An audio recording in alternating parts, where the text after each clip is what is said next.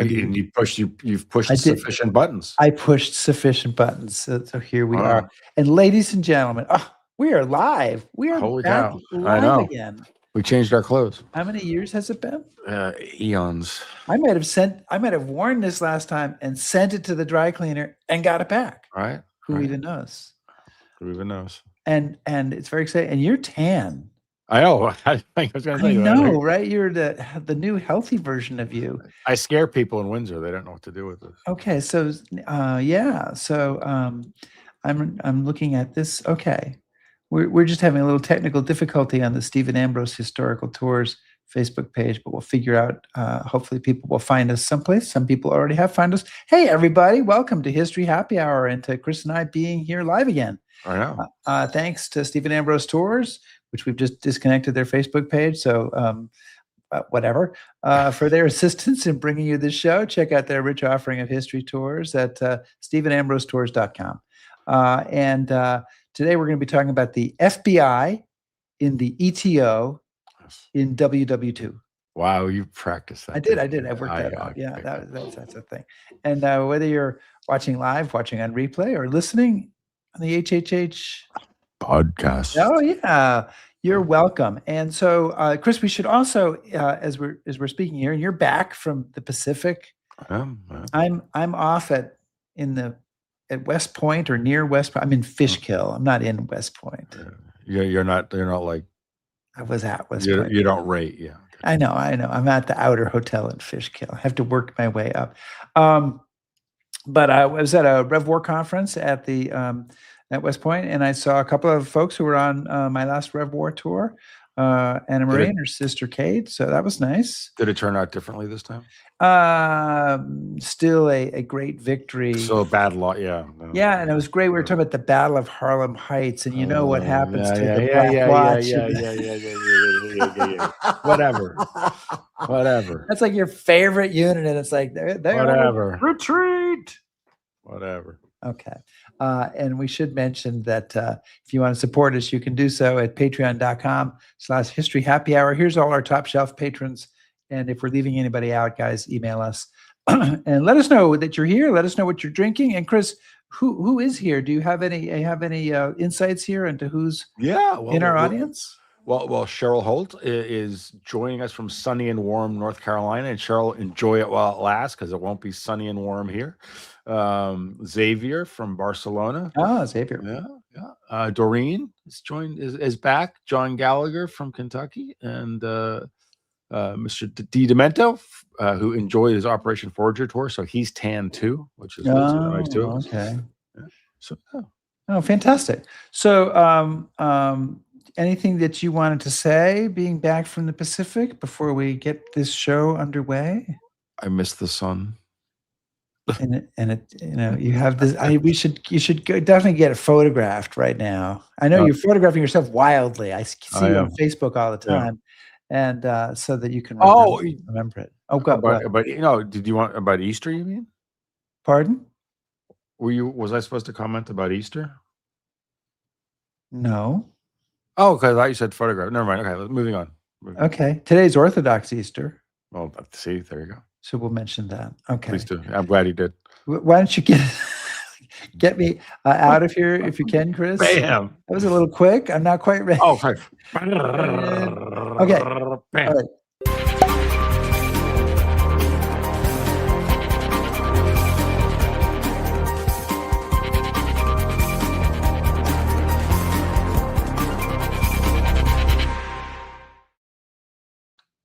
Oh, yeah. Ooh, nice ring. Well there done. There you go. Excellent. Well done.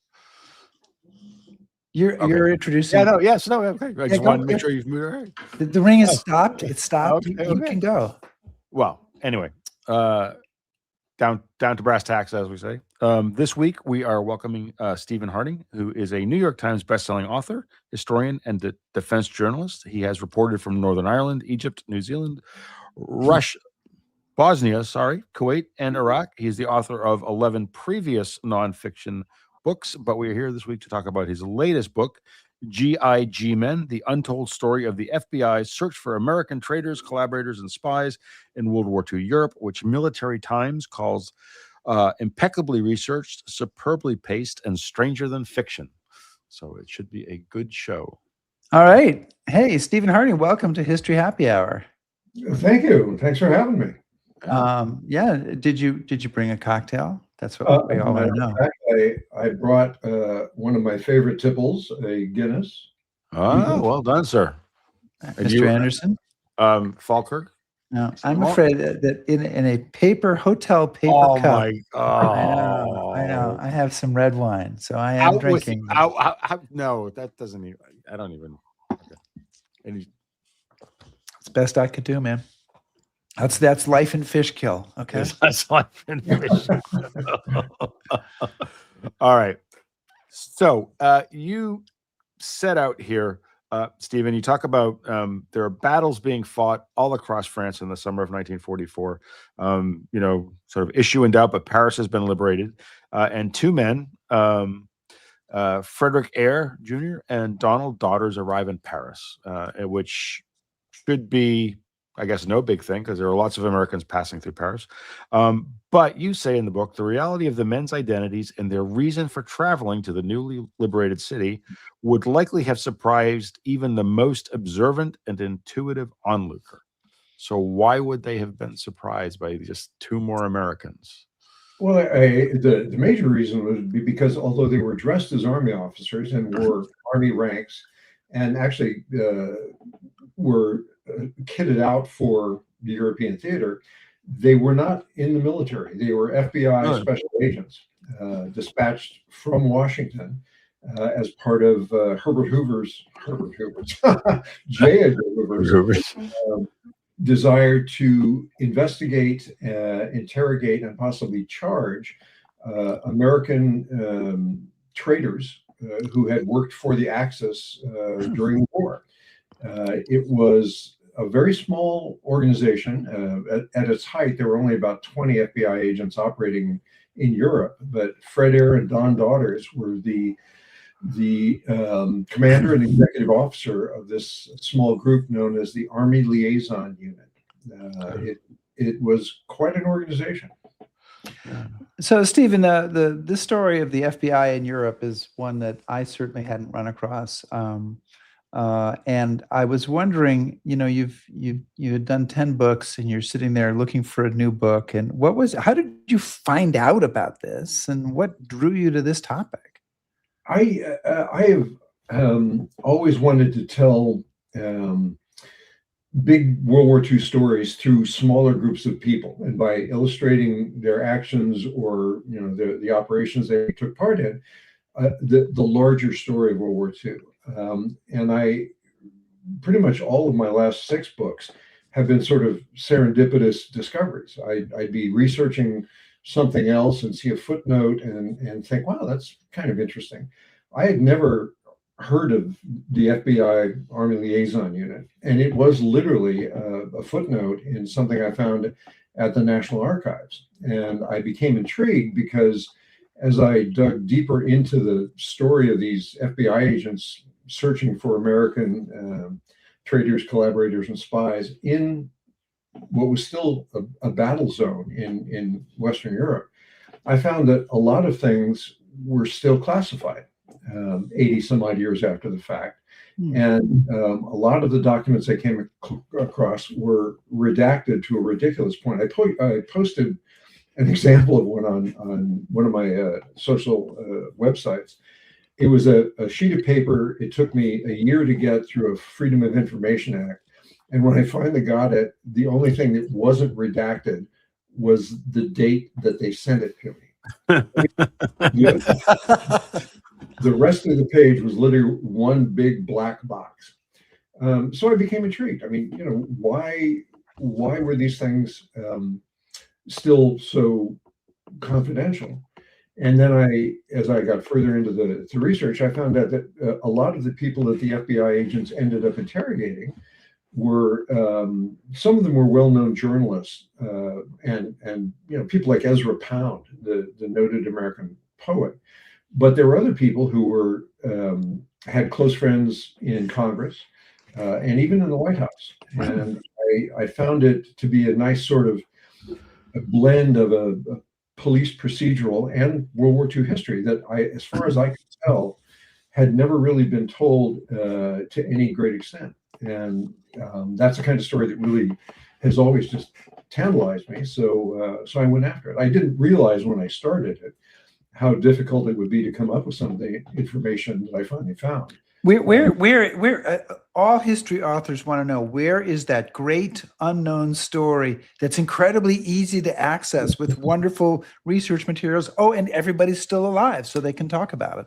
Yeah, that is the golden. I mean, it's the Grail, the Holy Grail. Holy Grail. I was my last book.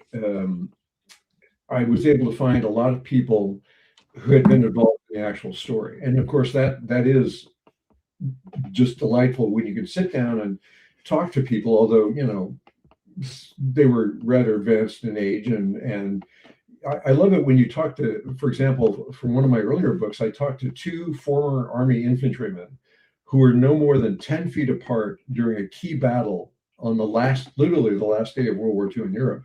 And it's like they were talking about different events. Yeah. And I've experienced that myself. I was a soldier at one time, but I also was in conflict zones as a reporter. And you can ask people, well, what did you do and what did your buddy do? And sometimes the stories are just radically different. For this book, G.I.G. Men, I unfortunately, all of the actual participants, the agents themselves, had passed on. I was fortunate to find the sons and daughters of a couple of them, and those children of the agents, as we often hope for, had diaries their fathers had written or records. And because at one time I was a historian at the U.S. Army Center of Military History, I'm pretty good at finding stuff. But I also, and this is a tip for anybody who's doing research on American military history of World War II, if you really want to document, and the National Archives here in the States says it's classified, go to the UK National Archives at Kew outside London, because they often have exactly the same documents, which are not redacted and are not classified. So by comparing the documents you can get from the UK National Archives and the US National Archives, you can actually figure out what the redactions were and so on. And in this case, because London was central in Hoover's plan to set up this organization, the UK National Archives and the Imperial War Museum, British organizations were extremely helpful. Of course.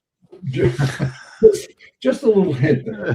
I didn't get to speak to the public affairs people at MI5 and MI6, which was unusual, I think, and they were very helpful. So just to sort of set the scene, obviously the FBI, you think of the FBI in that time period of going after gangsters in Chicago and all that sort of thing. But so it was, obviously quite surprising to see how they get deployed to Europe. But just sort of as a baseline, tell us a little bit about like what's happening before the war and why Hoover says, I need men in Europe. I mean, how does that happen? Because that seemed to be unusual. It was. You have to remember that Hoover's FBI had been investigating espionage in the United States during World War I. Actually, when it was still the Bureau of Investigation, the FBI. And after World War I, Hoover put a lot of time, and his agents put a lot of time into investigating Bolshevik, i.e. communist espionage in the United States. When World War II started in 1939, MI5 and MI6 in the UK, very soon after the start of the war, started trying to put together a plan how they would investigate British subjects who either committed espionage on behalf of the Nazis or the Italian fascists, or supported them through propaganda efforts, Lord Ha Ha, people like that. And after the United States entered World War II in December 1941, Hoover started thinking, like, we are the FBI is the logical agency to undertake intelligence operations overseas. And that sounds kind of outlandish these days, except that Hoover created the Special Intelligence Service, which was a subset of the FBI, and the SIS, as it was known, sent agents throughout Central and South America to investigate German, Italian, and Japanese espionage operations. Unfortunately, the people that he sent, most of them did not speak Spanish or Portuguese, so they kind of stood out like sore thumbs. So when Hoover started thinking that, once the United States really got into the war after Pearl Harbor, he said to himself and to others, we need people who not only speak European languages, but are fluent, almost native speakers. So when they started recruiting people for it, the agents that went looking for, several of whom were former members of this SIS, they went looking for people who spoke French, Italian, German, and several of them spoke more languages than that, so that they would be able to blend in, but not only blend in, they would be able to interact with their local counterparts. And when Fred Eyre and Don Daughters got to Paris after the liberation, they were both absolutely fluent in French. In fact, Fred Eyre was always complimented that not only was he fluent, he had a beautiful Parisian accent, which I think, not speaking French, I admire that. But several of the agents were from German immigrant families. They'd either been born in Germany and came here at a young age, or they were born in the States. One was from Minneapolis, grew up in a German-American family. They were a really interesting group. The one odd thing about it is, from the beginning, Hoover wanted these men to be embedded with advancing U.S. Army units so that they could sort of reach out and try and find the American turncoats as soon as they possibly could. Unfortunately, none of the agents except Don Daughters had any U.S. military experience at all. They'd all gone to, well, not all, most of them had gone to law school, or they were accountants, which was a requirement for FBI to be an agent. Don Daughters had been in the ROTC at Harvard and was commissioned before the war. But, like a lot of ROTC people, he knew how to salute, he knew how to shoot basic weapons.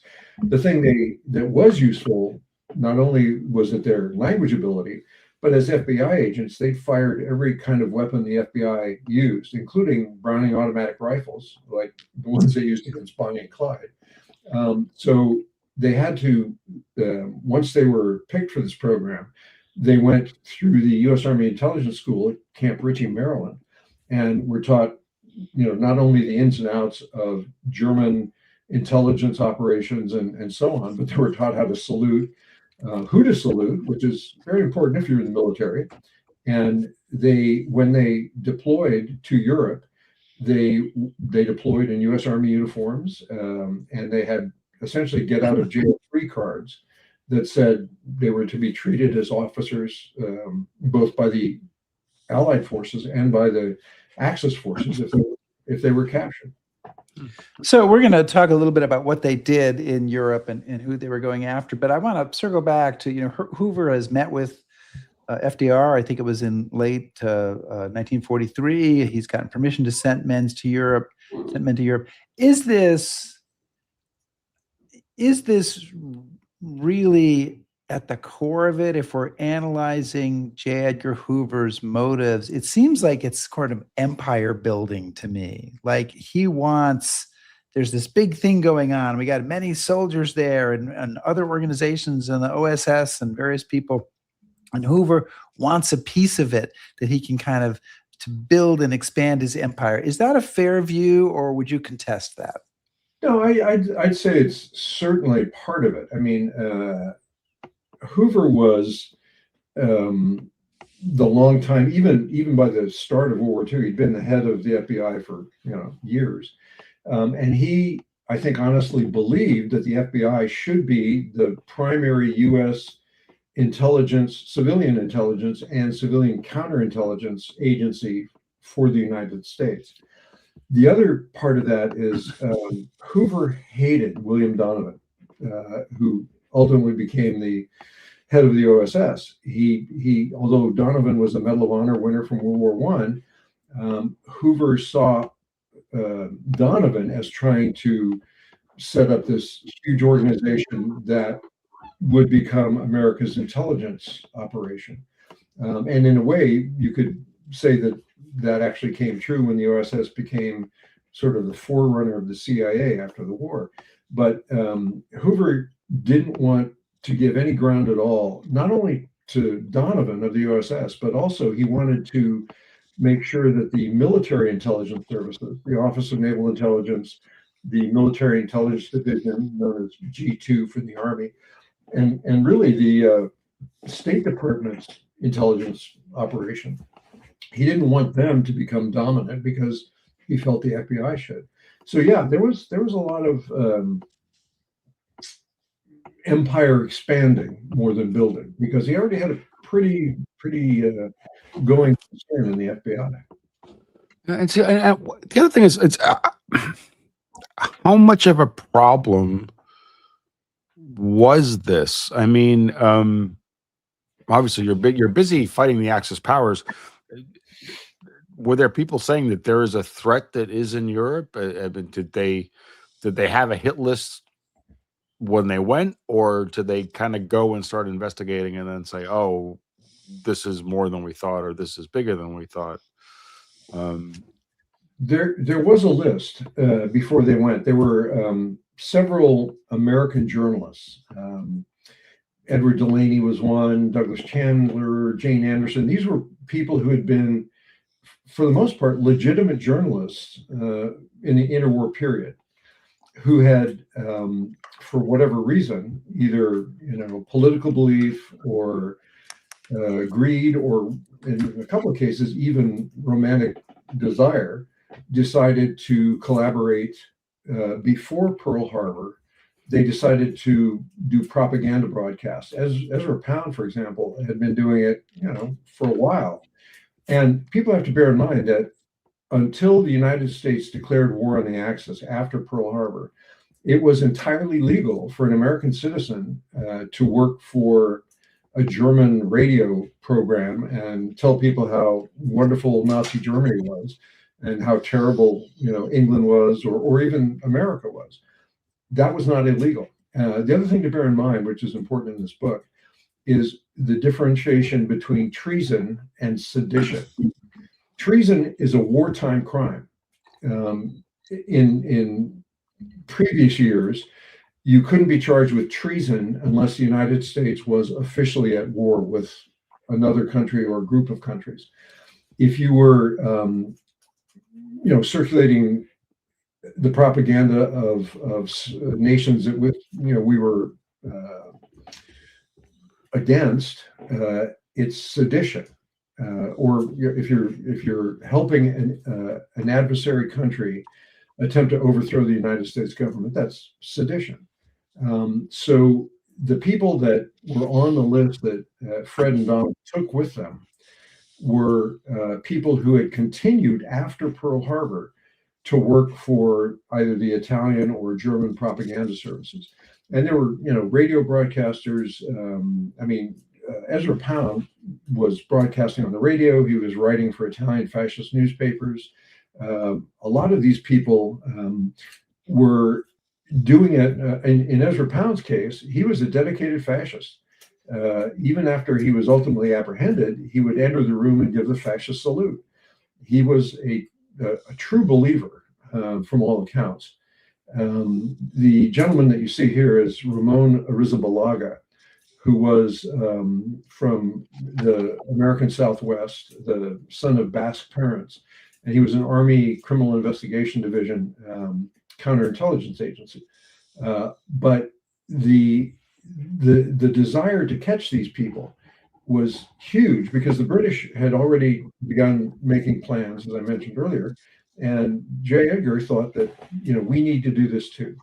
And when I first started looking into this, I thought, well, they'll find Ezra Pound and 5 or 6 other people. Oh no, I found files on 141 people. A lot of them were opportunistic. One gentleman was an American jockey who had been very successful in the United States between the wars, and he went to France in the late 30s because the purses for European horse races were substantial, and he won a lot of them, and he became quite well known. As many athletes do, he set up a side business. He had a very nice bar in Paris, and it was in operation when the Germans showed up in June of 1940. And because as an American, he was not yet a member of a combatant nation, he kept his bar open. He made friends with some of the Germans. And so ultimately, after Pearl Harbor, he was seen as giving aid and comfort to the enemy, which is, of course, in wartime, one of the real tests of what constitutes treason. This gentleman's name was Frank O'Neill. He was an unwitting, sort of participant in this whole thing. And he had no intelligence information to give, but he was, again, giving aid and comfort to the enemy. So when the FBI guys first went out, Fred and Don, although they got to Paris in the summer of 1944, they were not the first agents. Fred is the gentleman on the left, and Don is on the right. I'm not sure who the dog is, but you'll note that they're wearing Army uniforms, and you can see on Fred's collar, he's wearing captain's bars. They had, officer ranks and privileges. What you can't see is they're both carrying sidearms. And when they first got to France, they weren't carrying the standard model 1911 45 caliber pistol. They were carrying the 38 caliber revolver that the FBI fancied, which would have been a tell if you were really, being observant. So anyway, the first man to deploy was a guy named Frank Amprim. He was of Italian heritage, had grown up speaking Italian in the home. In fact, he spoke several dialects of Italian. And he was the first of these Army Liaison Unit's agents to be sent abroad. And he went to North Africa soon after the Allied invasion and literally made his way across North Africa, went to Sicily after the invasion there, and ultimately ended up in Italy. And along with Ramon Arrizabalaga, the gentleman in the earlier photograph, he interrogated Ezra Pound. And Mr. Pound literally talked himself into the possibility of a treason charge. Although he never ended up spending time in jail for treason, he ended up spending 13 years, I think, in St. Elizabeth's in DC, which is a mental hospital, for various reasons. So when the ALU first started to spread out and got to Europe, obviously they couldn't get into occupied Europe until after Normandy. And soon after that, Fred and Don were joined by many other agents. They set up shop in Paris, and then as the Allied forces moved farther east, several of the agents remained in Paris, and Fred Ayer took the others into Germany. So at the end of the war, they were in Berlin. It was for only being 20 guys, and there were also 2 agents in Austria who worked both in Austria and in northern Italy. So for being a small organization, they had a lot of coverage in the theater at that point. Yeah. Is it my turn? No, I don't know. Is it your turn? I can ask a question if Go you ahead. I'm lost. Yeah, go ahead. Yeah, you're looking at your paper cup. So, Steve, now, obviously, in the movies, the FBI are there, and they call the local police, and they come get the bad guys, and there's an infrastructure there. how are they conducting their work if it's only 20 guys? They're in the middle of war-torn Europe. Kind of talk us through how they function as a unit. How do they get the job done? There are actually two things that really help. The first is that Dwight Eisenhower, who was the Supreme Allied Commander, was very much in favor of what the FBI was doing. And as a result, he gave his counterintelligence chief, a guy named Gordon Sheen, carte blanche to help the FBI guys in any way they needed help. So Fred and Don and Gordon Sheen became really tight. And the FBI had facilities, obviously back in the United States, that the Army really would like to have used, and they did. The FBI lab, fingerprint matching, things like that, because the Army's counterintelligence people were more concerned with what we might call tactical or battlefield counterintelligence. They wanted to know if there were stay-behind German agents in Paris or things like that. So the FBI was able to help them with those issues. And in return, the Army primarily was able to, provide food, shelter, transportation, weapons, and protection in what we might call active combat zones for the FBI agents. The other tool that was extremely important was because Fred and Don were completely fluent in French, they could interact with the Free French counterintelligence organization. Charles de Gaulle, for his own reasons, was very interested in having his. What did you do, Rick? There's a fire alarm. Why don't you? I better go check it out. Yeah. I'll You mute talk myself amongst on- yourself. I'll mute my. Thank you. Yes. Wow, that's kind of interesting. All right. Yeah. So you were saying Charles de Gaulle.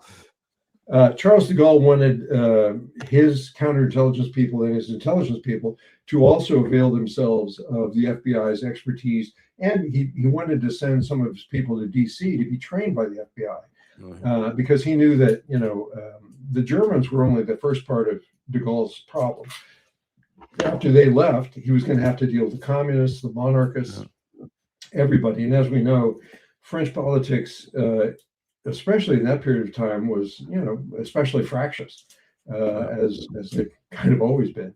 Yeah. So the Army Liaison Unit guys got a lot of really good help from French military intelligence, from the restructured French civilian intelligence and counterintelligence organizations, and they swapped notes. And the French officers that Fred and Don and later some of the other agents dealt with were incredibly impressed that they expected, I don't know what, gangster killing yokels to show, and yet here you have these incredibly intelligent, fluent in French, very sophisticated agents who were willing to help.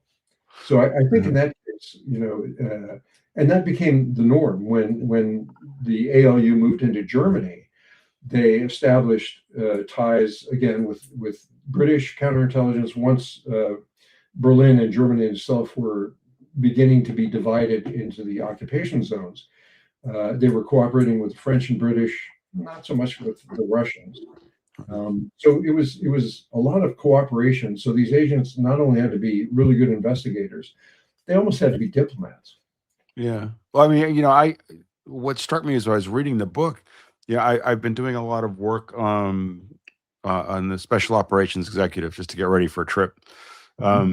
And one of the things that comes out in that is just how contentious the relationship was with de Gaulle when it came to intelligence. And so when I was reading your book, I was surprised at how well they seemed to get along. And that struck me as, a testament to the agents that are there. And I don't know, it was not the norm, but, It wasn't. And I mean, the FBI guys were able to establish working relationships, for example, with the Monuments Men, once they started showing up in Europe, because a lot of these American expat collaborator traitor people had been obtaining property that had been stolen from Jewish families, for example, artworks, and selling them on through Switzerland. So the FBI was kind of into that and would coordinate with the monuments men. The other thing that the FBI guys investigated, if you remember in Band of Brothers, there is the episode where one of the American soldiers is kind of horsing around with some German POWs. And it turns out that the German POW was born and raised in Portland, Oregon, and had been, his parents brought him back. There's a lot of folklore about the Americans who ended up in the German army. Right. And there's very little available on it because a lot of these people after the war ended up going back to the United States. And the FBI, the ALU agents, investigated several of these young men who, for the most part, didn't have any choice in the matter. They were living in Germany. They got drafted because their parents were German. They were considered to be German, even though they were American citizens. So the investigation was to determine, did you join the Wehrmacht or the Luftwaffe or whatever willingly, or were you redrafted? And to a man, they were almost always drafted. And the ironic part is, after the war, at least two of these guys moved back to the United States, got drafted into the U.S. Army, and sent to Korea. So lucky guys. Yeah. All the way around. But I mean, you talk about a number of cases, and Ezra Pound, obviously appears prominently at the beginning of the book, but maybe pick out one or two of the cases that struck you,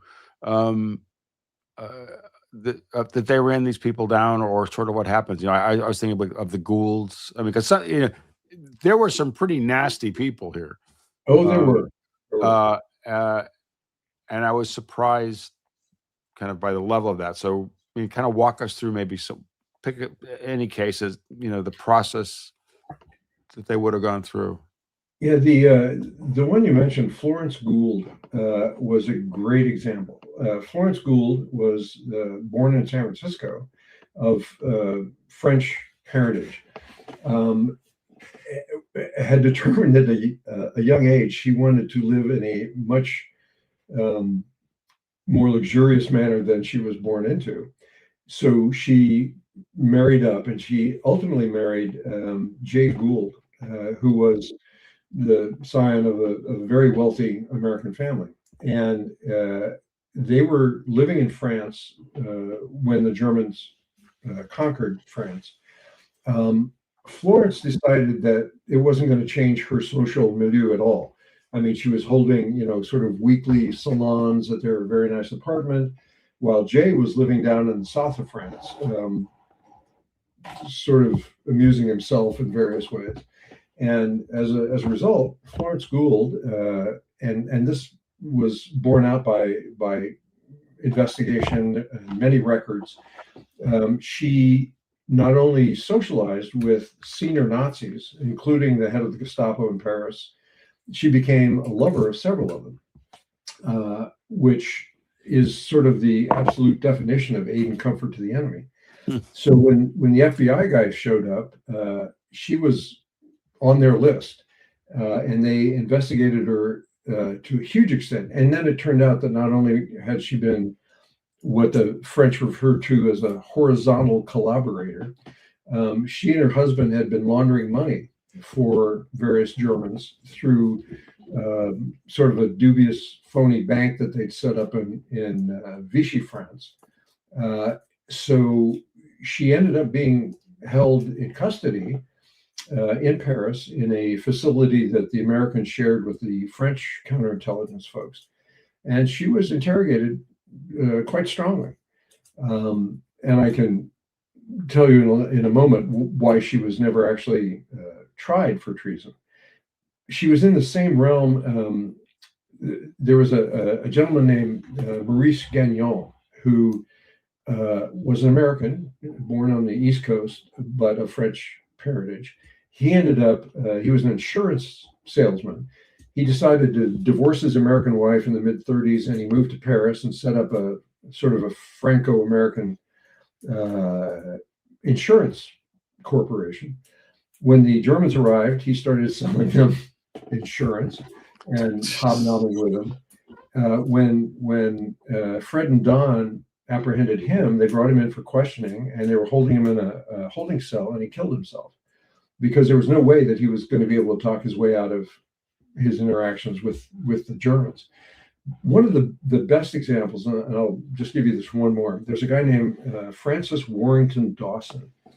Dawson was an American of a very well-to-do family in the South.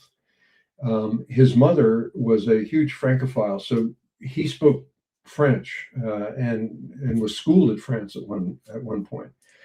In his early life, he became sort of a private secretary and public relations guy for former President Teddy Roosevelt. After Teddy Roosevelt got out of office, you may remember he went on this big African safari to collect specimens for the Smithsonian and various other things. And Warrington Dawson became his PR guy, ended up writing a book about it.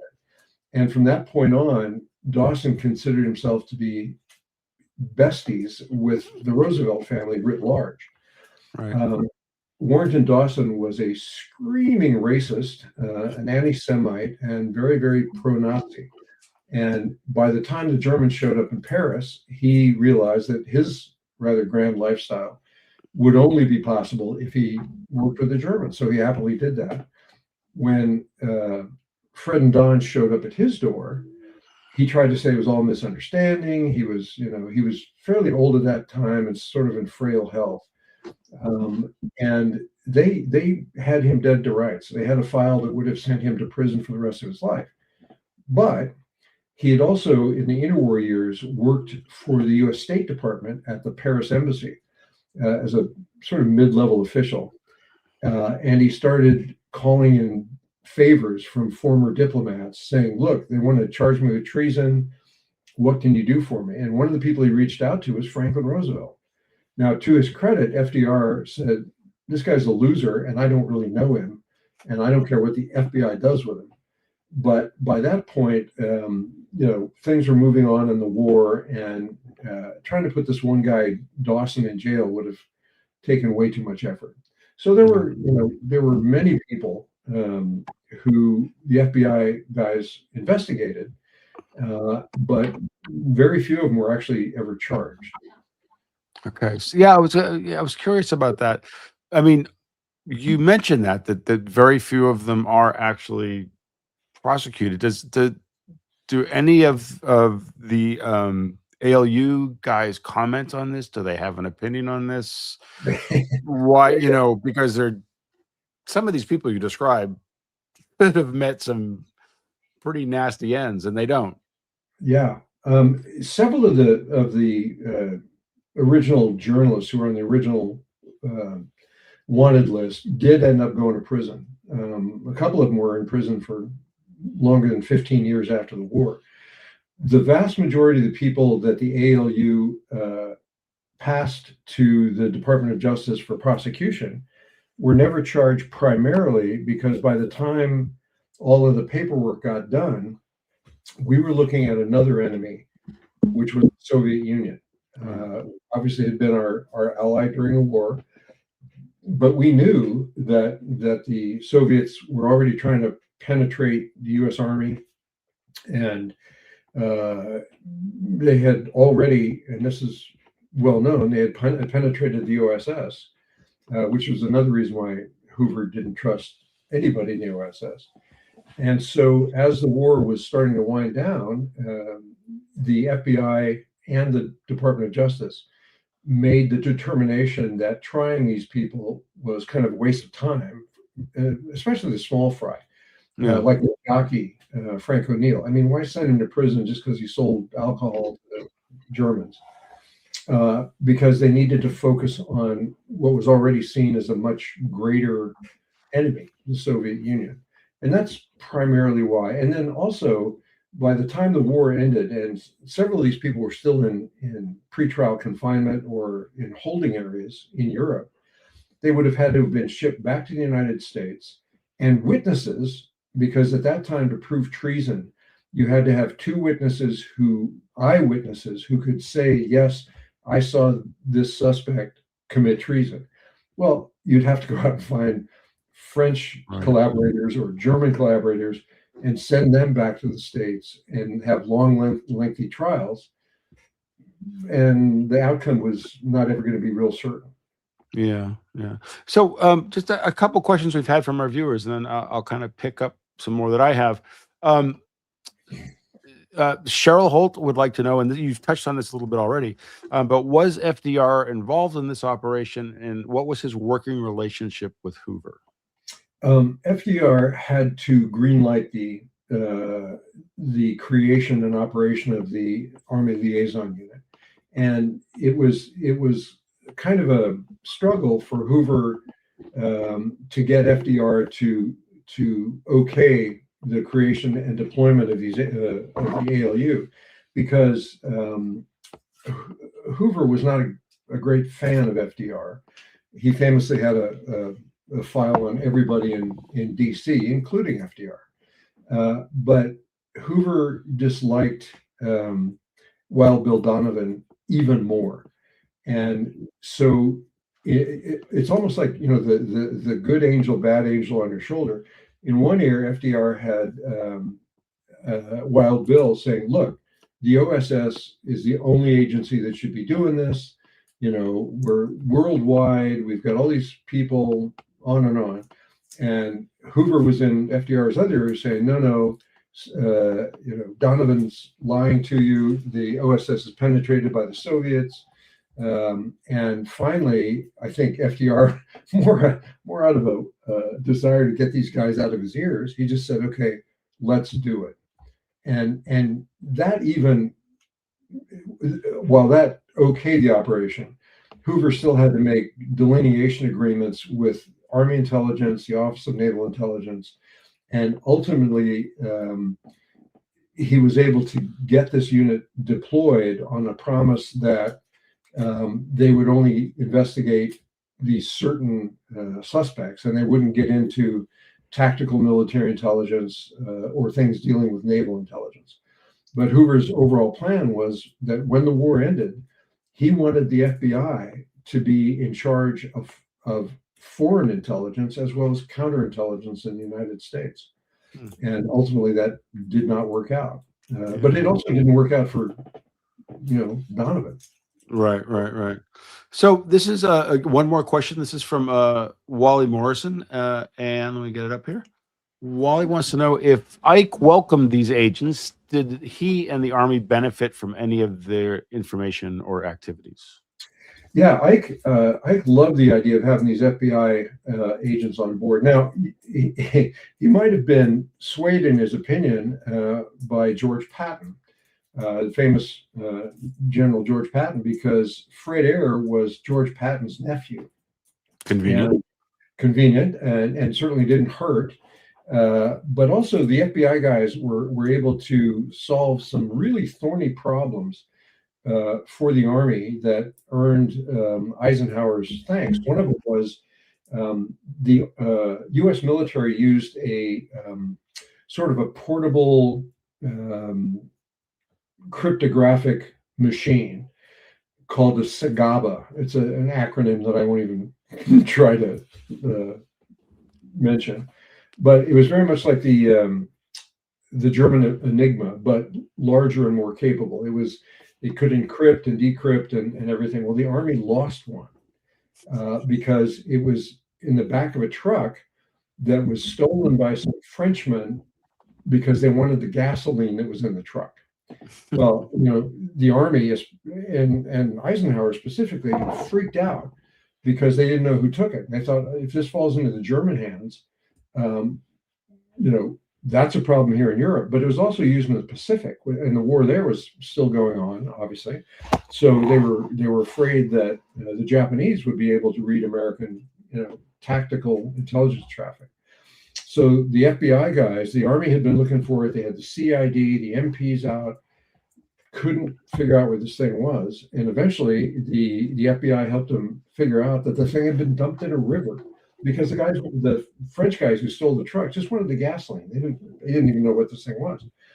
So the FBI guys, a couple of weeks later, were back in Paris at Eisenhower's intelligence headquarters. And there was going to be this big, although classified, ceremony where they were going to open the safe that this Sagaba machine was in.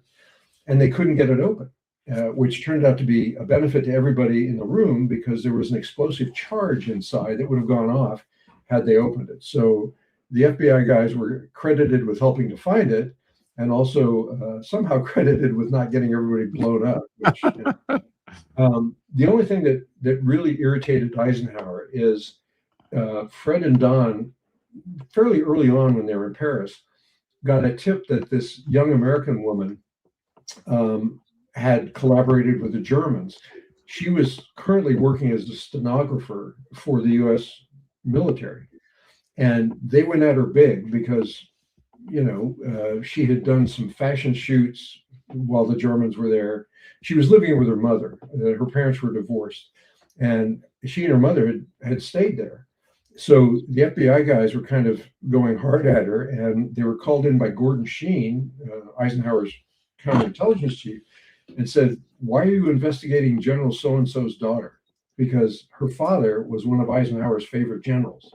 And it turned out the young woman had absolutely no ulterior motives. She'd just done some fashion shoots that were, her photo later ended up in German publications.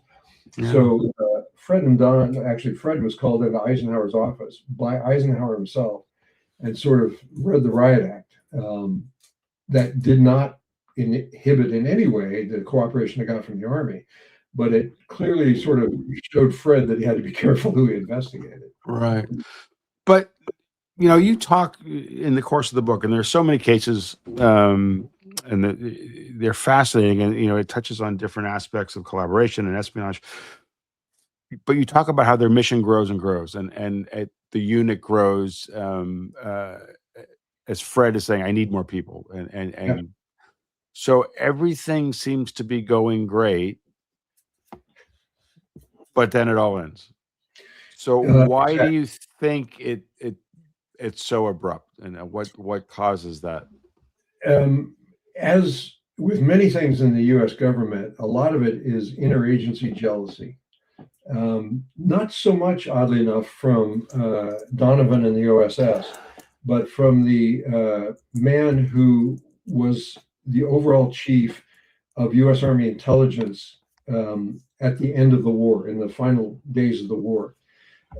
He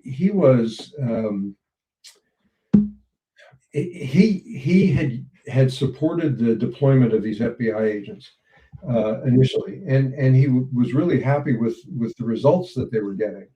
But as the war started winding down, he was not unaware of the fact that that Hoover wanted the FBI to be the major U.S. intelligence agency. And this Army intelligence chief, his name was Edwin Seibert. He was a major general. He wanted the Army to be the nation's #1 intelligence agency in post-war Europe. So he accepted the FBI's help all the way up until the end of the war in Europe.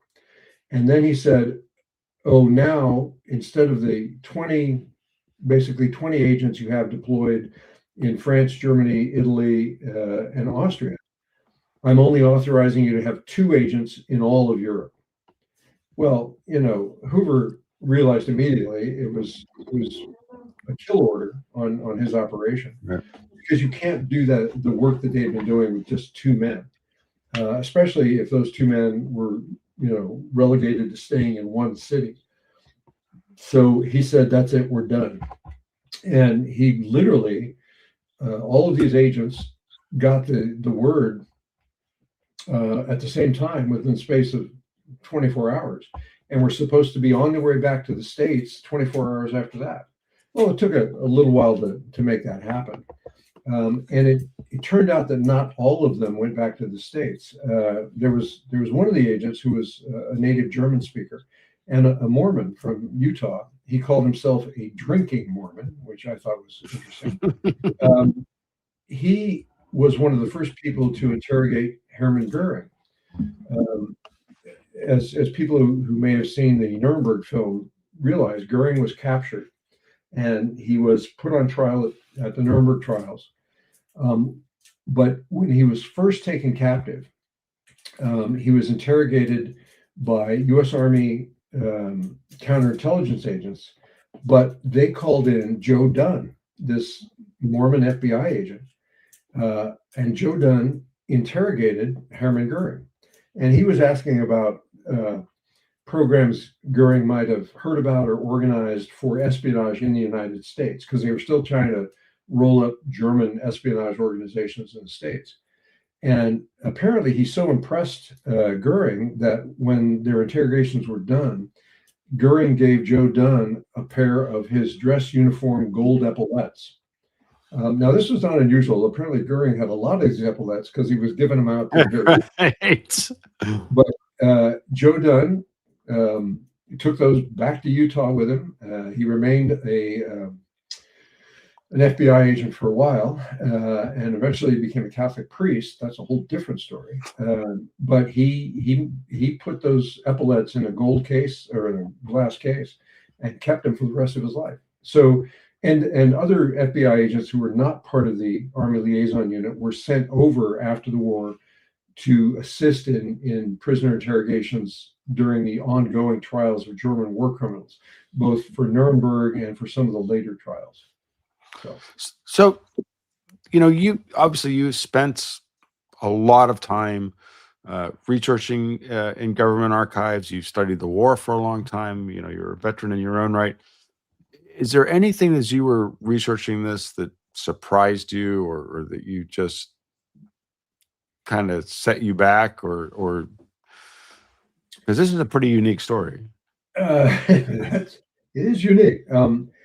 I have to say, Chris, the thing that really kind of surprised me was how so many of the records of this organization and its operations were still classified. Yeah. Now, anybody who's worked in the government or worked around the government or done research in government records knows that overclassification is a huge problem. You can have a laundry list from 1944 that is classified top secret, and it's literally just a laundry list. But a lot of the stuff that I was finding had been classified in the 60s, not during the war. Yeah. And that kind of piqued my interest. I have, over the course of my life, looked at a lot of historical situations that were classified for good reason, and I couldn't understand why these still were. And I think ultimately, and I never solved that particular mystery because of the more recent restrictions on archival research at the National Archives, especially in classified documents. And for most of these documents, I could not find duplicates of them in the UK or anywhere else. So I'm still kind of wondering why were these documents still classified, or why were they classified 20 years after the end of World War II, or redacted within the last 15 years? Yeah. And I can only assume that it's sources and methods, or I think a lot of it would be embarrassment to well-known people and families, and this is not part of that process. But Florence Gould, who was very obviously guilty of the crimes that she was accused of, ended up doing no time at all, and spent most of the remainder of her life throwing money all over the United States, setting up charities and endowing seats at universities and whatever, and is now not really remembered for her collaboration with the Germans. She's remembered as a big donor. Yeah. Well, Steve, I want to thank you. It's a fascinating book, and I guarantee you, if you pick this up, stuff you've never heard about before. It was really wonderful. I also want to say that I'm going to try end this stream in one piece, and we can talk a little bit more when we're done. But if for some reason, because Rick is usually the person that shuts this thing down, I botched that, I do want to thank you. The book is really great. It was my pleasure. Good. Please read it. And next week, we're going to be live again still. And we're going to be talking about a new book called The Most Awful Responsibility, about Harry Truman's decision to drop the bomb. So everybody, thanks very much for joining us. Bear with me as I try to do the right thing. And if not, we'll see you all next week. So thanks very much. Bye-bye.